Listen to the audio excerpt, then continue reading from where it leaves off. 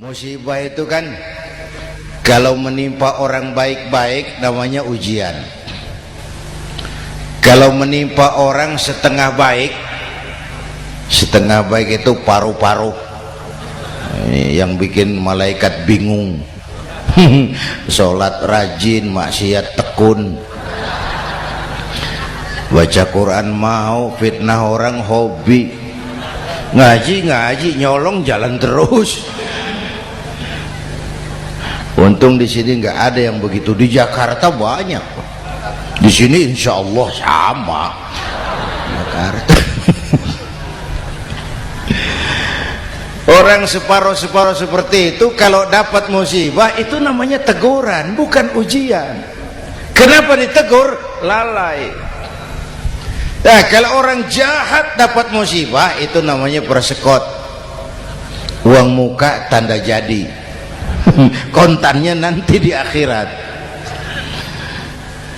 Kalau diuji bukan saja harus sabar tapi harus lulus. Kalau ditegur introspeksi, perbaiki yang kurang, kurangi yang memang berlebihan. Bertali-tali, bersambung-sambung musibah ini. Dan musibah kalau datang tidak pernah memilih. Tidak pernah memilih. Bapak Ibu hadirin yang saya muliakan, jadi mari yang pertama jaga akhlak kita kepada Allah.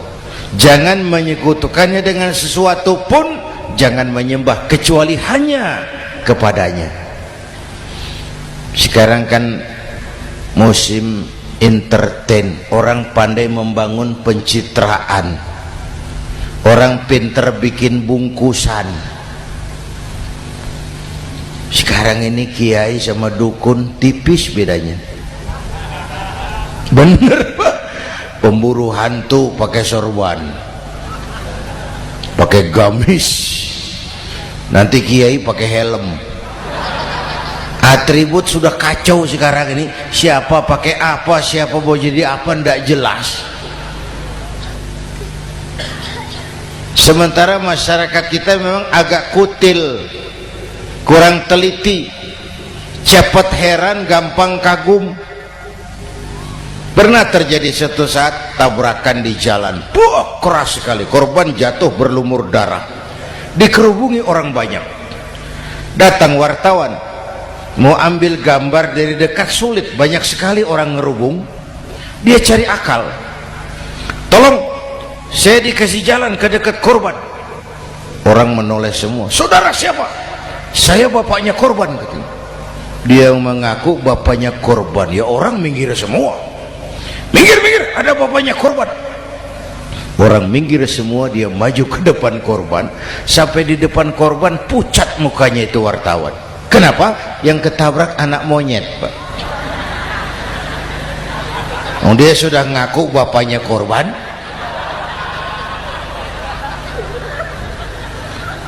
Ini cerita pendek tapi pesannya dalam. Kalau belum kenal benar jangan cepat-cepat ngakui. Ya, rakyat harus cerdas sekarang ini. Emas pasti kuning. Benar itu? Apa semua yang kuning pasti emas?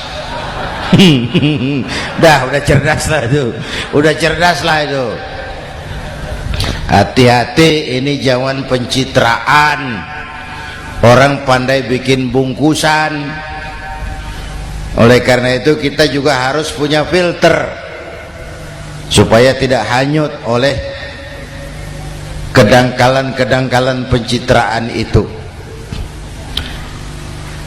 Satu itu akhlak kepada Allah. Yang kedua, kepada siapa kita berakhlak? Kepada sesama manusia. Kepada sesama manusia itu siapa? Pertama, sesama muslim. Malam ini saya hadir di sini, saya tidak merasa tamu. Saya hanya keluarga di tengah keluarganya. Bahwa saya lahir di Jakarta itu sih kebetulan. Saya nggak pesan. Yang kita tidak pesan jangan diributkan. Wong kita nggak pesan.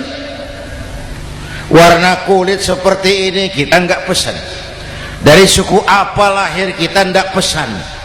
Potongan seperti ini kita nggak pesan.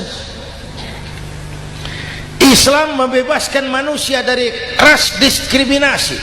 Pada waktu yang bersamaan Islam mengangkat harkat, derajat, martabat kaum wanita. Ini kasihan dari tadi nggak diajak ngomong nih.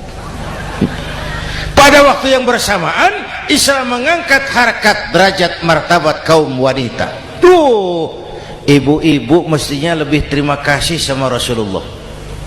Sebelum Rasulullah datang, nasib perempuan menyedihkan, dilecehkan, harganya murah. Sebelum Rasulullah datang, murah. Sebelum Rasulullah datang, murah. Coba lihat wanita sebelum Islam, sedih, dilahirkan hanya untuk melahirkan, alat pemuas nafsu. Kalaupun berperan, peranannya cuma segitiga, dapur sumur kasur, kasur sumur dapur, putar-putar di situ saja. Nggak usah di Arab, dunia, di Jawa. Raja-raja Jawa sebelum kenal Islam seenaknya ngumpuli perempuan kan, selirnya yang 30, 50. Sultan-sultan di Turki piara harem ratusan orang perempuan. Kaisar terakhir dinasti Ming Cina bangun istana 1000 kamar, istrinya 1000. Innalillahi wa inna. Itu saya coba pikir, raja kalau istrinya 1000, kapan pakai kolor itu raja?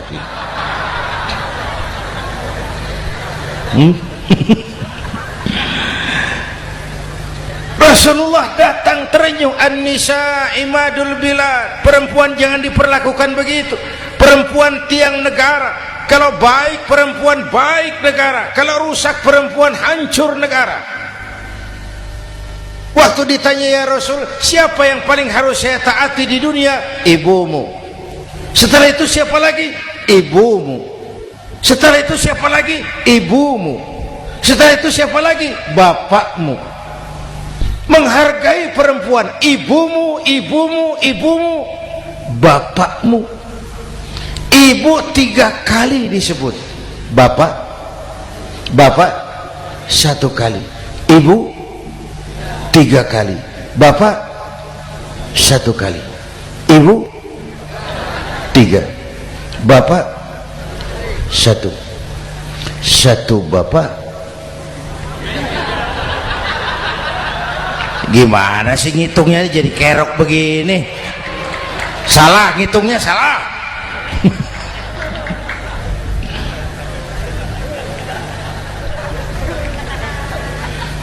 Lalu dicairkan kehidupan kemasyarakatan di masjid. Masya Allah, masjid itu pendidikan demokrasi betul. Pertama, siapapun masuk masjid copot sandal, buka sepatu. Benar itu? Ini masyarakat yang mau kita bangun. Tidak ada warga negara kelas 1, semua sama. Lurah masuk masjid buka sepatu, rah.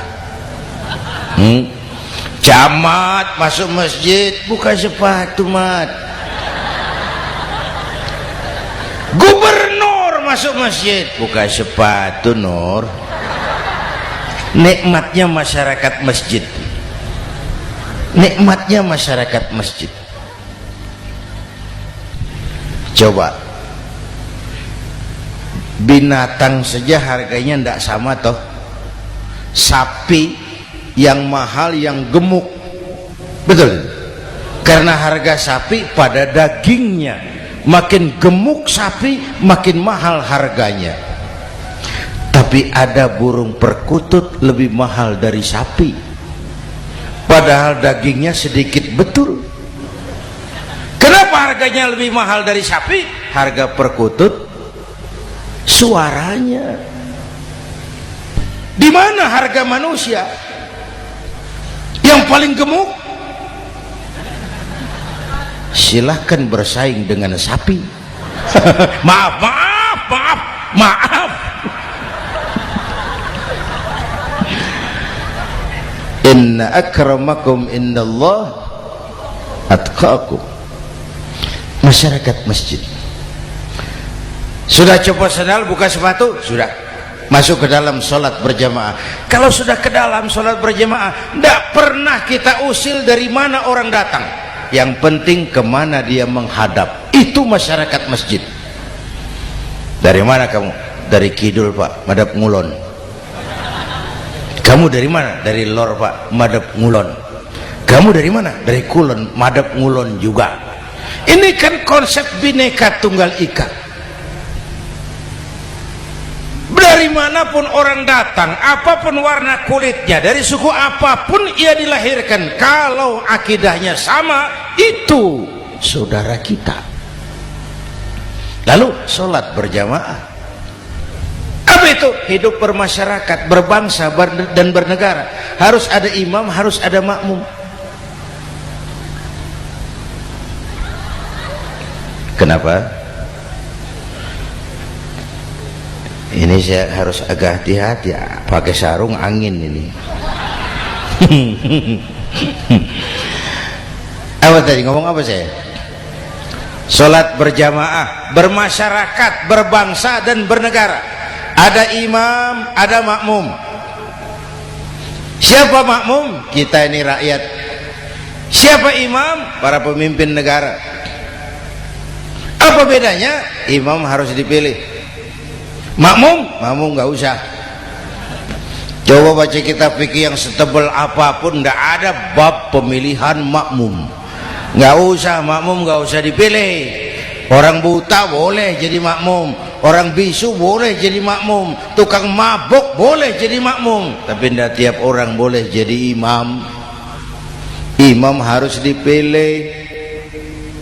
Siapa yang jadi imam? Pertama, a'lamuhum, orang yang paling alim di kampungmu, angkat jadi imam. Yang paling alim, bukan yang paling tua. Yang paling alim, tahu urusan, punya konsep, punya visi dan misi, mengerti negara ini mesti dibawa kemana, jalan keluarnya apa, angkat jadi imam. Pak, ada dua orang Pak, alimnya sama, yang mana yang dipilih? Kalau ada dua orang alimnya sama, kata Nabi, afsahuhum, yang lebih fasih lidahnya. Apa artinya fasih? Nyambung sama rakyat, tahu apa yang dimaui rakyat, nyambung. Tidak sah orang fasih bermakmum kepada imam cedal.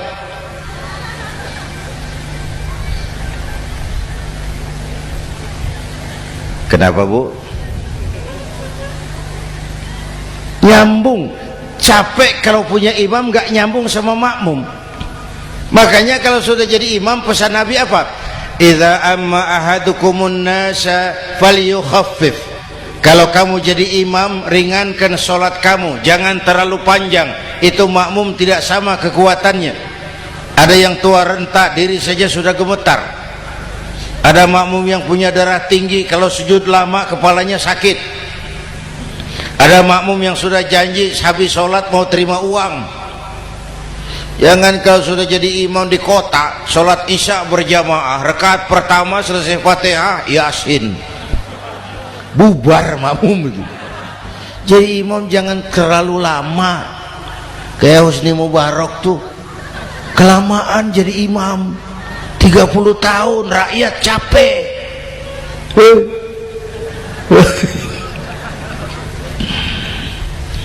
Bapak Ibu hadirin yang saya hormati, nah masyarakat Islam ini loyal, taat, setia. Kapan? Kalau imamnya benar. Imam takbir, makmum takbir, imam ruku', makmum ruku', imam i'tidal, makmum i'tidal, imam sujud, makmum sujud. Tapi masyarakat Islam tidak buta. Imam keliru, makmum wajib menegur. Ya, bagaimana negurnya? Mestinya ruku', imam sujud. Wah, keliru ini. Subhanallah, kan gitu. Itu aturan main. Tidak boleh imam keliru, makmum emosi, main pegang, mam, hoi salah, hoi, kacau sholat.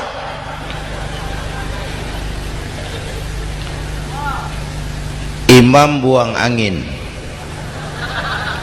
Apa makmum lalu berkata, demi kesetiaan saya kepada imam, imam buang angin, saya lebih keras lagi. Goblok. Iyyaka na'budu wa iyyaka nasta'in. Sampai situ imam buang angin, minggir. Tidak usah ribut. Yang di belakang satu orang maju ke depan, lanjutkan pekerjaan imam. Yang penting imam tahu diri, buang angin, minggir. Ini negara rusak karena imam sudah buang angin. Tenang aja, kayak orang nggak salah itu loh.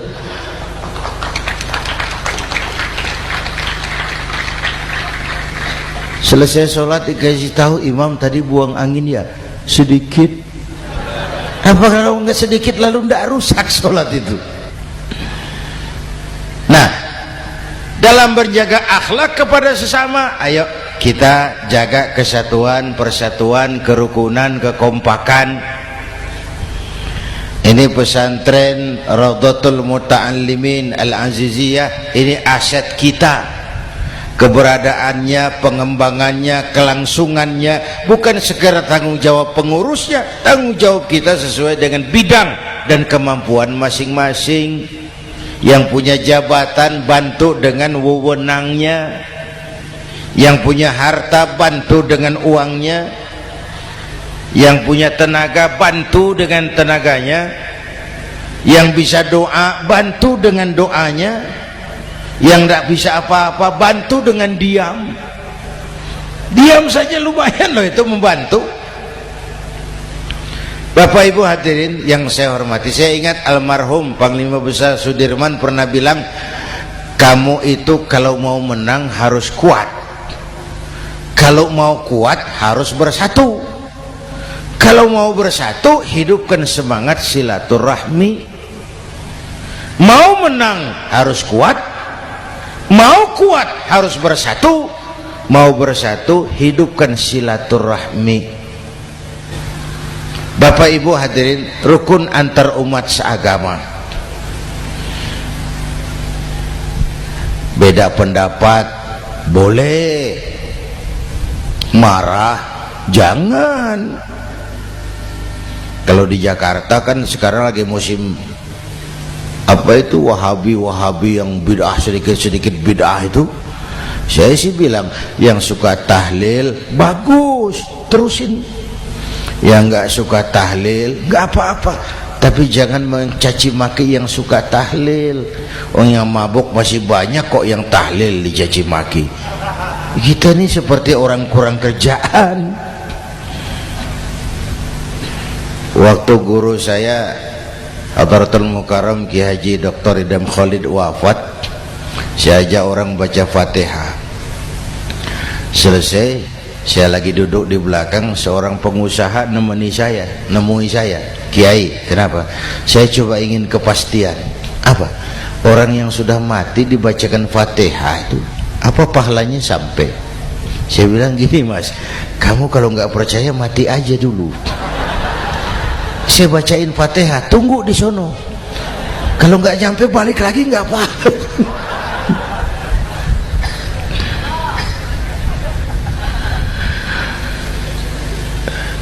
Depan rumah saya itu ada masjid, Pak, pakai beduk seperti itu. Ada teman saya, Kiai, pakai beduk masjidnya. Iya pakai. Kan Rasulullah enggak pakai. Enggak memang. Bid'ah tuh. Loh, siapa bilang? Beduk itu bukan agama, itu budaya, tanda masuk waktu. Bukan manggil orang sholat. Manggil orang sholat pakai azan. Tanda masuk waktu, itu hebatnya Wali Songo, pakai beduk. Kalau nggak mau pakai beduk boleh, teriak-teriak juga boleh. Maghrib, maghrib, boleh. Tapi Wali Songo kan bijaksana, pakai beduk saja, sekali pukul satu desa dengar. Itu bijaksananya dakwah Wali Songo. Kalau beduk dianggap bid'ah, miskin kita. Itu budaya. Seperti sepeda motor, itu budaya. Kalau beduk dia nggak bid'ah, sepeda motor bid'ah tuh. Rasulullah nggak pakai, jual, beliin unta.